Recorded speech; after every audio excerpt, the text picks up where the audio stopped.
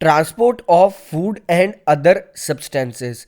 Like अगर हम leaves की बात करें तो लीव्स फोटोसिंथेसिस के प्रोसेस के जरिए कुछ फूड प्रिपेयर करती है और ये फूड प्लांट्स की लीफ से होता हुआ प्लांट्स के हर एक पार्ट तक ट्रांसपोर्ट होता है। सो हमने देखा था कि वाटर जो ट्रांसपोर्ट होता है उसकी सिर्फ एक डायरेक्शन होती है, बट लीव्स जिन चीज़ों को ट्रांसपोर्ट करती है दैट इज फूड एंड कुछ अदर सब्सटेंसेस लाइक हॉर्मोन्स, वो किसी भी डायरेक्शन में मूव कर सकते हैं। और ये फूड का ट्रांसफर जो प्लांट्स में होता है, इस ट्रांसफर को एक टर्म से डिफाइन करा जाता है that is translocation.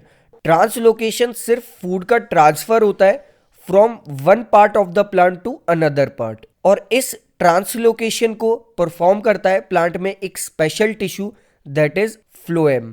Phloem food और वी कैन से शुगर को जो कि फोटोसिंथेसिस के जरिए प्लांट्स में सिंथेसाइज हुआ है उसे एक जगह से दूसरी जगह ट्रांसपोर्ट करता है। और ये जो मूवमेंट होती है, जिस मूवमेंट के जरिए फ्लोएम इन फूड मटेरियल्स को ट्रांसपोर्ट करता है, और ये डिपेंड करता है उस फ्लोएम के लिविंग सेल पे that is sieve tubes. Next अगर हम फ्लोएम का स्ट्रक्चर देखें तो फ्लोएम का स्ट्रक्चर भी कुछ कुछ जाइलम की तरह ही होता है, जिसमें चार चीजें प्रेजेंट होती है और वी कैन से चार टाइप के सेल्स होते हैं that is sieve tubes, companion cells, phloem parenchyma and phloem fibres.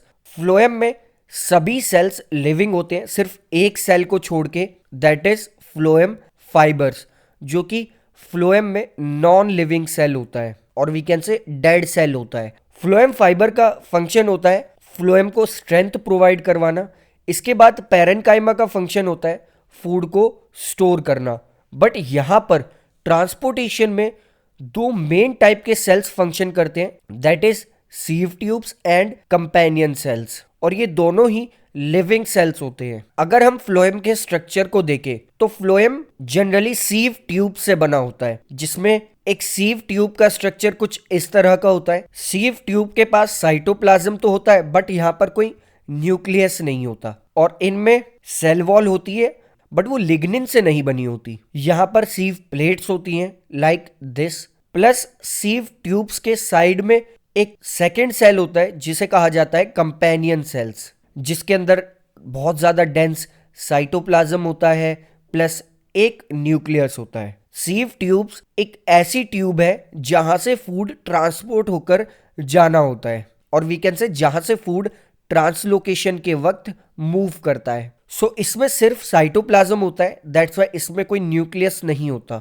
हर एक सीव ट्यूब के पास एक कंपेनियन सेल होता है जो उसे उसकी स्ट्रेंथ मेंटेन करने में हेल्प करता है। अगर हम प्लांट में ट्रांसलोकेशन का मैकेनिज्म देखें और वी कैन से फूड के ट्रांसपोर्ट होने का मैकेनिज्म देखें तो इसमें सबसे पहले एक शुगर का molecule that is food leaf से एग्जिट करता है और बाहर निकलता है। यहां से वो एटीपी से एनर्जी यूज करते हुए पहुंच जाता है सीव ट्यूब्स में। इसके बाद ऐसी सीव ट्यूब्स जिनमें शुगर हो और वी कैन से फूड हो, उसमें वाटर एंटर करता है by the process of osmosis, जिसकी वजह से फ्लोएम में एक प्रेशर डेवलप होता है और इस प्रेशर की वजह से फूड आगे मूव कर पाता है। जाइलम टिश्यूज के अगर कंपैरिजन में देखें तो फ्लोएम टिश्यूज में इतना ज्यादा प्रेशर डेवलप नहीं हो पाता। इसके बाद फ्लोएम टिश्यू की हेल्प से ये फूड रिक्वायर्ड सेल्स तक पहुंच जाता है और वो इससे एनर्जी गेन कर लेते हैं और वी कैन से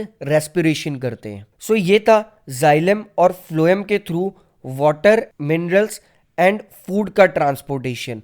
हमने देखा वाटर जो ट्रांसपोर्ट होता है प्लांट्स में वो होता है जाइलम के थ्रू, एंड फूड जो ट्रांसपोर्ट होता है प्लांट्स में वो होता है फ्लोएम के थ्रू। वाटर की सिर्फ एक डायरेक्शन होती है दैट इज अपवर्ड डायरेक्शन, और वाटर ट्रांसपिरेशन पुल की वजह से मूव कर पाता है, बट फूड किसी भी डायरेक्शन में मूव कर सकता है और फूड के इस मूवमेंट को कहा जाता है ट्रांसलोकेशन।